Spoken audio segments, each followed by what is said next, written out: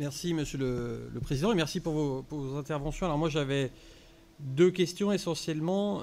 Quelqu'un d'entre vous a bien insisté sur la nécessité de travailler sur l'avant et l'après. Comment finalement les retours d'expérience sont-ils pris en compte dans vos interventions pour anticiper, on va dire, des nouveaux modes d'action? Et ma deuxième question portait sur le renseignement.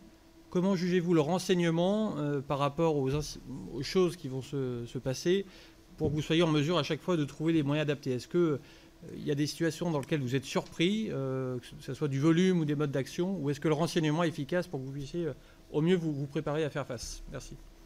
Alors, Monsieur Godon, ça vous va? Pour répondre aux deux premières questions sur le renseignement, ça c'est un vrai sujet. On a été confronté en 2016, notamment sur la préfecture de police, lors des manifestations contre la loi El Khomri. On avait, dans la pratique du maintien de l'ordre et en amont, d'avoir des policiers en civil qui étaient au cœur même des manifestations et qui faisaient le renseignement pour nous signaler, dans le cadre de la gestion du maintien de l'ordre, les éléments perturbateurs qui venaient s'agréger. Il y a eu à l'époque des consignes, clairement, qui ont été données parce qu'il y avait une polémique sur le fait que des policiers en civil se déguiseraient en casseurs et que c'était eux qui alimentaient la violence et qui lançaient un peu les confrontations avec la police. Donc la préfecture de police a fait le choix de retirer au cœur même de ces manifestations nos collègues qui faisaient le renseignement. Et puis, au fil des manifs, on s'est rendu compte que c'était une erreur stratégique parce qu'on n'avait plus le retour d'informations nécessaire pour pouvoir, plus tard, gérer les violences auxquelles on pouvait être confronté. Donc, il est clair que dans ce schéma du maintien de l'ordre, il faut impérativement, alors je sais que c'est revenu, hein, on a remis des effectifs dans le contrôle des manifestations en interne pour savoir qui était qui et qui potentiellement venait pour perturber, mais il est clair que le renseignement en amont de toute manifestation est important. Il existe, hein, c'est le renseignement territorial, et c'est d'ailleurs le renseignement territorial qui a pu faire remonter bon nombre d'informations dans la gestion des manifestations des Gilets jaunes et qui a permis d'endiguer la violence, ou en tous les cas de faire en sorte qu'il y en ait le moins possible en interpellant en amont ceux-là même qui venaient pour casser dans les manifestations. Je pense que vous avez vu toutes les images à l'époque des saisies qu'on a pu avoir en amont même de la manifestation, des haches, des marteaux, des masses, des boules de pétanque, etc. Donc le renseignement territorial est fondamental pour que la gestion du maintien de l'ordre a posteriori se passe dans les meilleures conditions. Sur le avant-après, le schéma de la nouvelle doctrine du maintien de l'ordre a été mise en application. Elle a été annoncée vendredi, elle a été testée samedi sur la première manifestation. Nous, on n'en a pas eu de retour à ce jour. Donc le avant-après, pour le moment, on ne peut pas trop dire ce qu'il en est.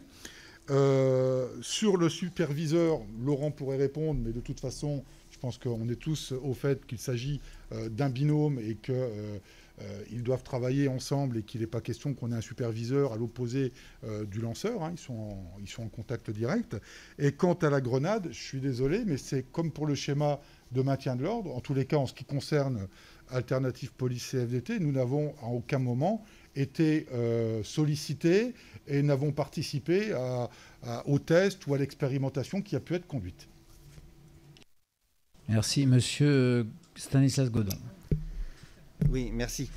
Alors, vous évoquiez à juste titre le avant, le pendant et le après. Effectivement, ça commence par le renseignement. Ça a été dit, le renseignement en amont d'une manifestation doit être renforcé. Il doit avoir la possibilité de cette analyse. Mais en amont, je vous rappelle également qu'il y a des déclarations de manifestation qui doivent se faire. Et ça, c'est tout aussi important. Et elles doivent être respectées, ces déclarations de manifestation, parce qu'elles sont aussi les garants notamment d'un parcours, les garants aussi d'un positionnement, notamment des unités de maintien de l'ordre et d'une organisation opérationnelle. Et je crois qu'il faudra aussi marteler que les rassemblements sauvages tombent sous le coup de la loi. Et je vais y venir d'ailleurs, la loi et l'application de la loi. Dans le schéma national, notamment du maintien de l'ordre, il est inscrit notamment les sommations par rapport à l'attroupement.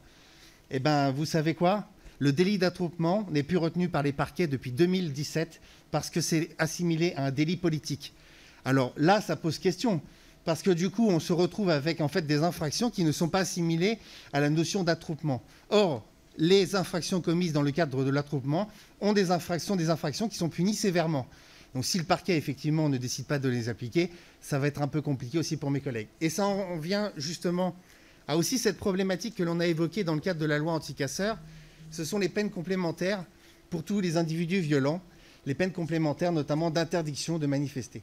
Et bien vous savez, on nous avait donné le chiffre à l'époque, c'était 32 prononcés en 20 ans. Ça vous laisse présager quand même de l'absence notamment de réponse. Et ce que disait notamment Grégory, le fait qu'on retrouve tous les samedis, d'acte en acte, toujours les mêmes personnes qui commettent les mêmes méfaits. Là aussi, ça pose question par rapport à la judiciarisation de l'après, je dirais, avant que je laisse la parole notamment à Joanne Cavallero qui va vous parler notamment des procédures qui sont inhérentes au maintien de l'ordre en tant que rapport PV d'interpellation notamment.